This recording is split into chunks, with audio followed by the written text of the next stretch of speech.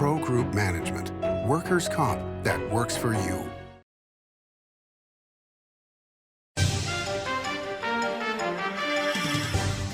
Welcome to Nevada Newsmakers on the broadcast today, coming to you from Washington, D.C.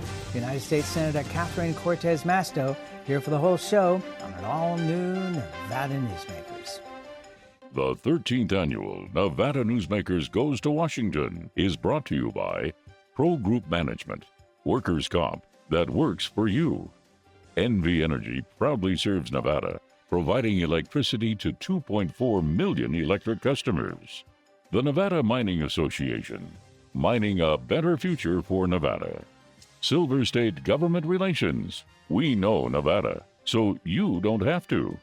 And University Medical Center of Southern Nevada, offering the highest level of care in Nevada. Meet Nevada Health Link, Nevada's official health insurance marketplace. Your link to savings, selection, free assistance, and name brand health insurance, where 90% of enrollees lower the cost of their monthly premium. Everyone deserves access to quality health coverage, no matter your income or family size. Visit NevadaHealthLink.com. A few minutes could save you hundreds of dollars per month. Nevada Health Link. Our plans are made for your plans.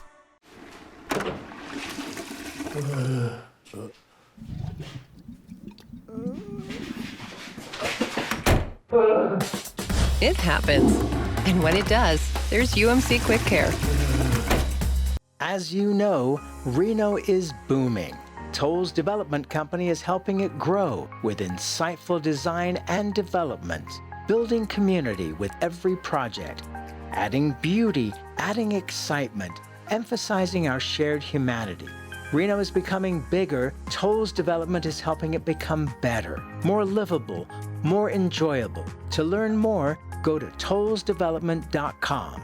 tollsdevelopment.com. This is Nevada Newsmakers with host Sam Shad, a no-holds-barred political forum. Now, from the Nevada Newsmakers broadcast headquarters, here is Sam Shad.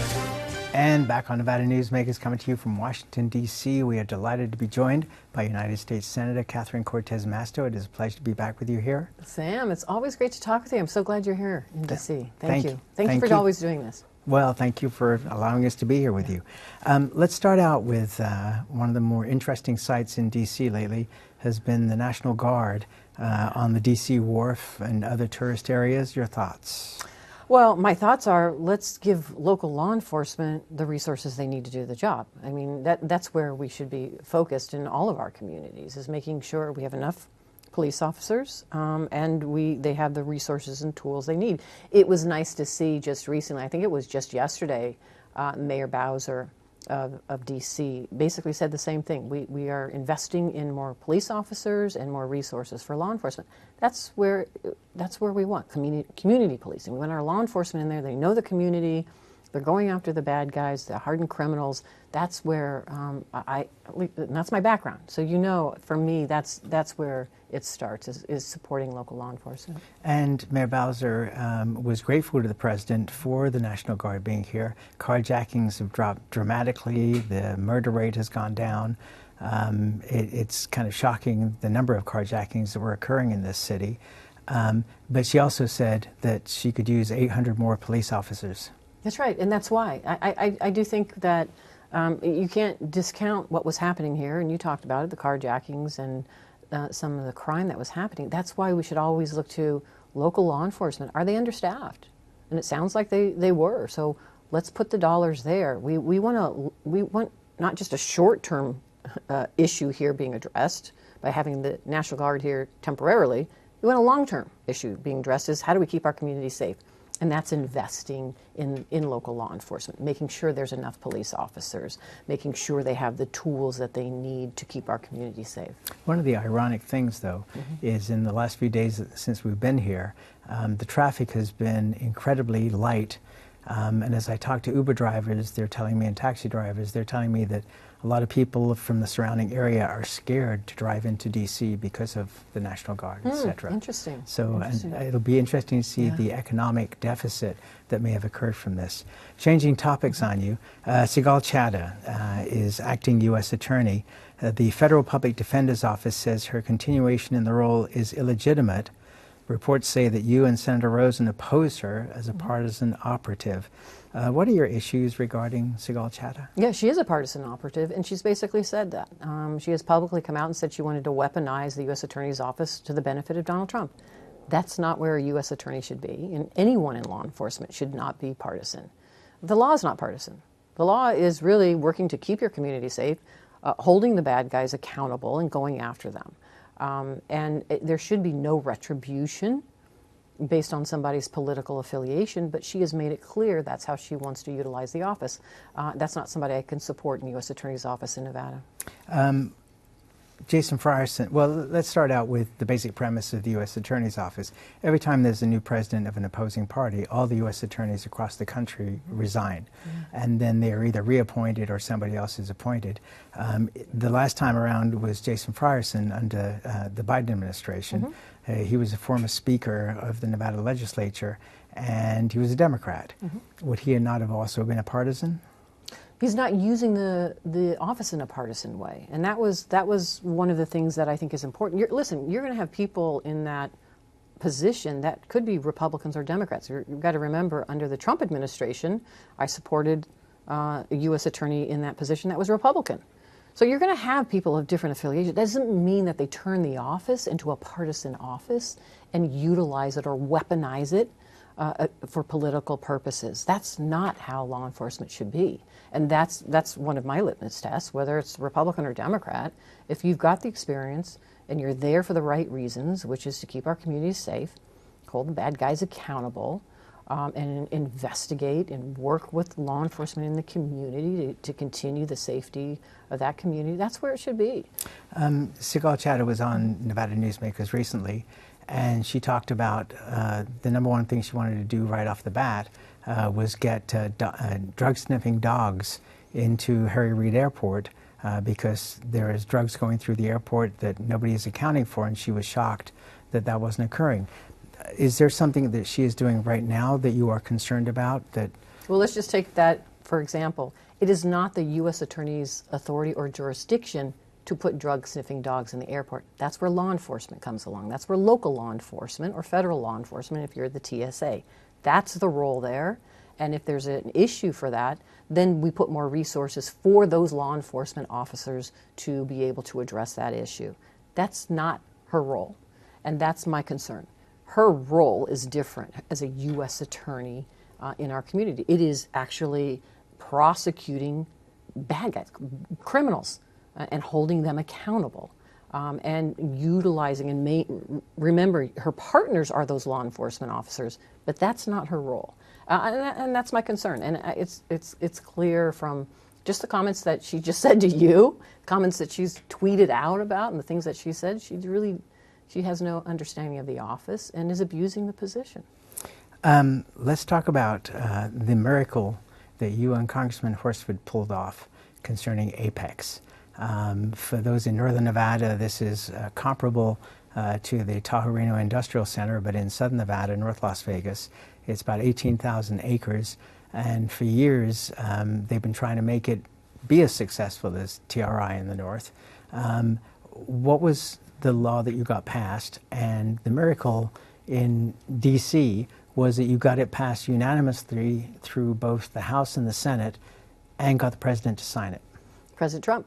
Yeah, signed it. And I think this is a perfect example of you can still work together to get things done on behalf of the state in a bipartisan way, or things that will benefit and help us. In this case, it's economic development in southern Nevada. It is creating jobs. It's going to help to grow the economy there. And what it does, the legislation actually gives local control back to the city of North Las Vegas and the individuals that manage that industrial park.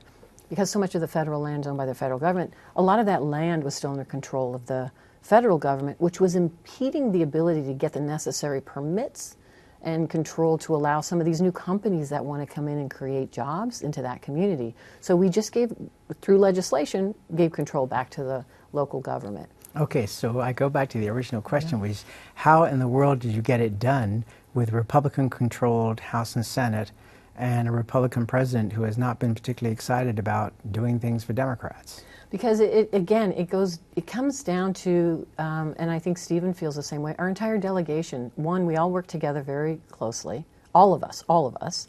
And how do we work together to get legislation passed that benefits the state when we need to, working with all of our partners?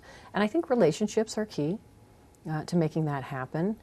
But I also think you have to be smart and figure out what vehicles you have to get things done. If you can't have an independent vote on a piece of legislation, there's other vehicles to move them through Congress to get them done. Or you take a risk and say, I want unanimous consent on the floor. If anybody objects to it, let me know why and try to work through it. Or sometimes they don't object, and then you move it. So you're just going to work hard however you can to get it done. And I would say there was, in that piece of legislation, we had that legislation, but we also had Republicans who also wanted to get something done. So I think there's opportunities to pair things together and say, if you want yours done and I want mine done, let's do it together and see if we can move that. And that was the key. And that's the way that it always used to be.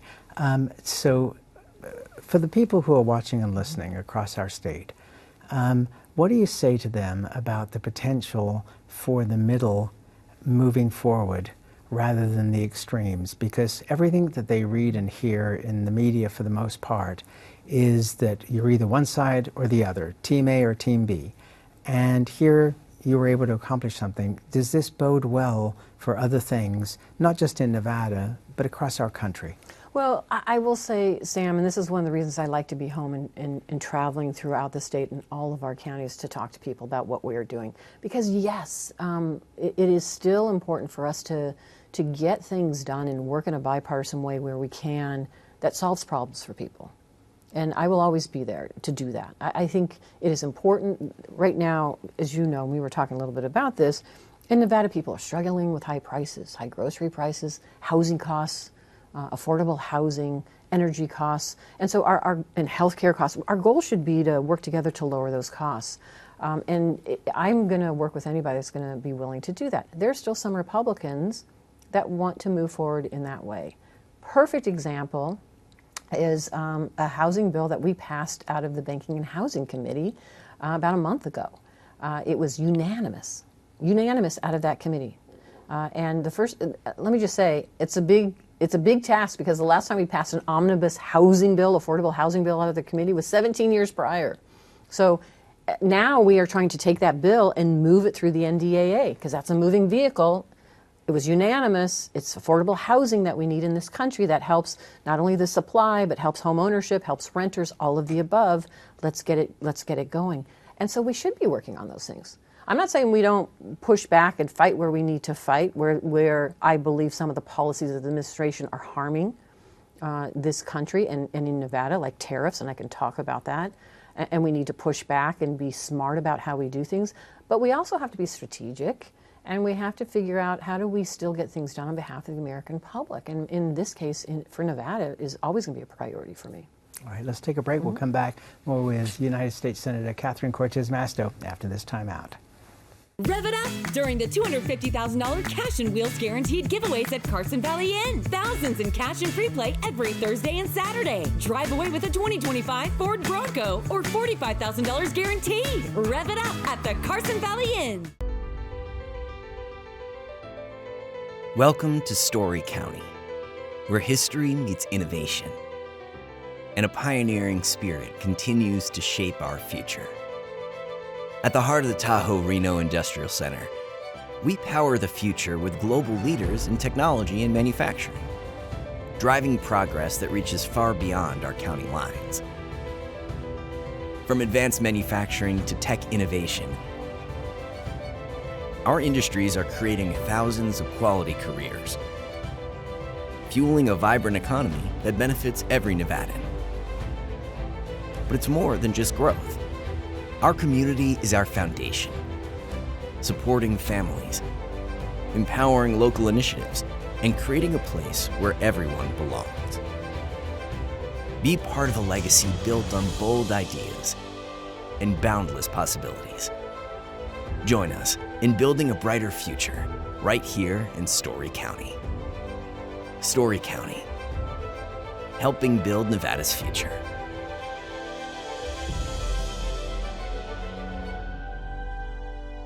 The Nevada Builders Alliance has been protecting the interests of the construction industry for over 50 years. Our programs save members thousands of dollars every year and allow them to provide much-needed benefits to their employees.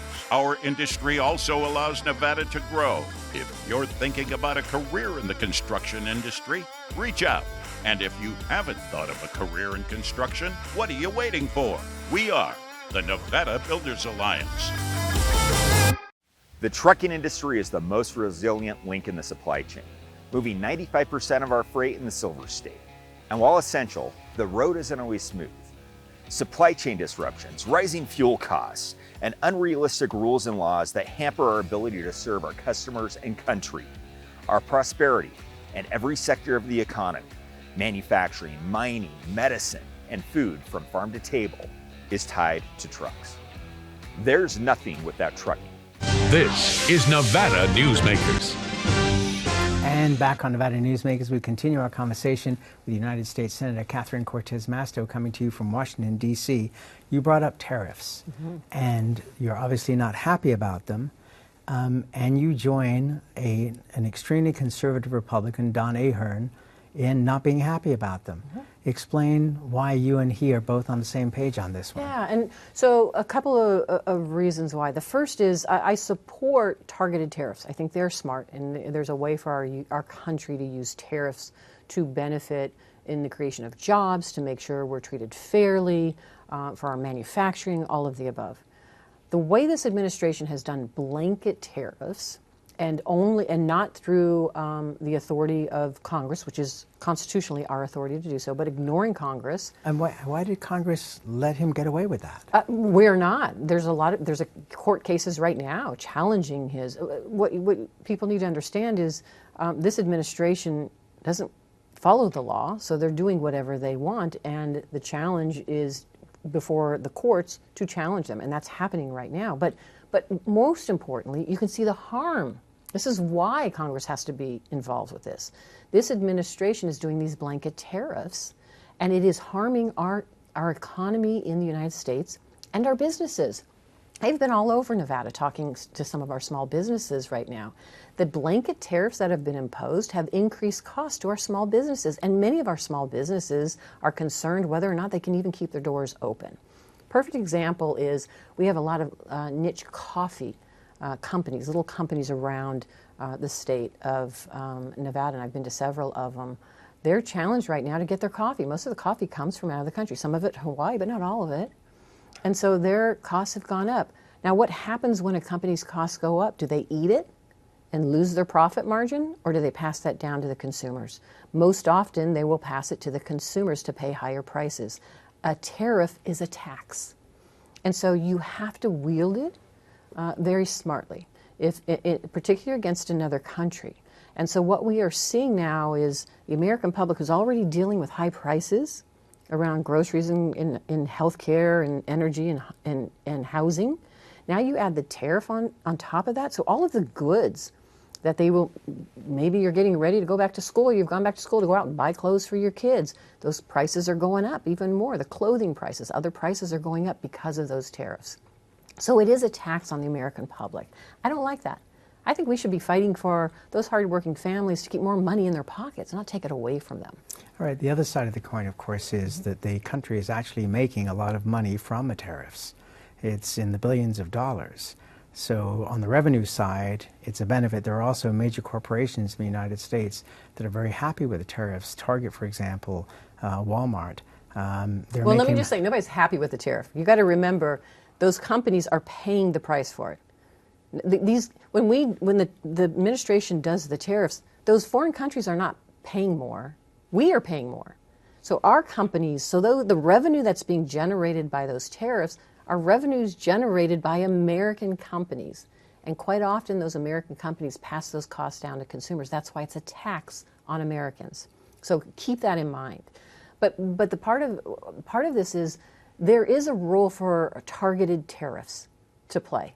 I mean, let me give you an example. Under the previous for example, I was going to say the previous administration had plenty Under of the them. previous administration, I think it was important that we did targeted tariffs against China when it came to some of the solar panels and battery components that we needed, because we want to make sure that we're building those manufacturing and building those ideas and components here in the United States, and we're not giving China full reign over everything and being dependent on China for those things.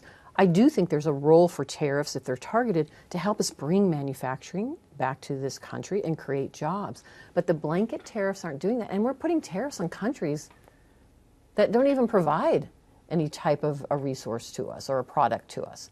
And it is a challenge. And so the other role here, which I don't understand this administration, in the first Trump administration, we negotiated with Canada and Mexico for the USMCA. We negotiated tariffs amongst what we're going to do in the United States, what they're going to do, trying to figure out how it makes sense for all of us to really address how we grow our economy and based on the manufacturing and the needs and components and products that we need.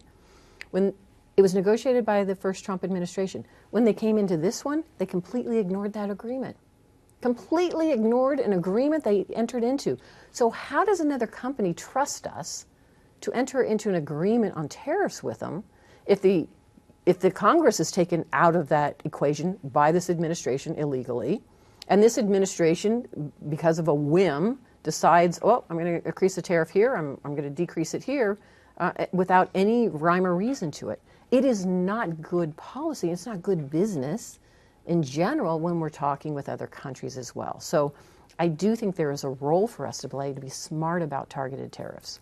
And of course, Nevada, especially Las Vegas, is paying a price with Canadian tourists and Mexican tourists not coming because they're unhappy about the way we're just verbally referring to them, let alone anything else. Let's take another break. We have other topics for you. We'll be back in D.C. after this time out.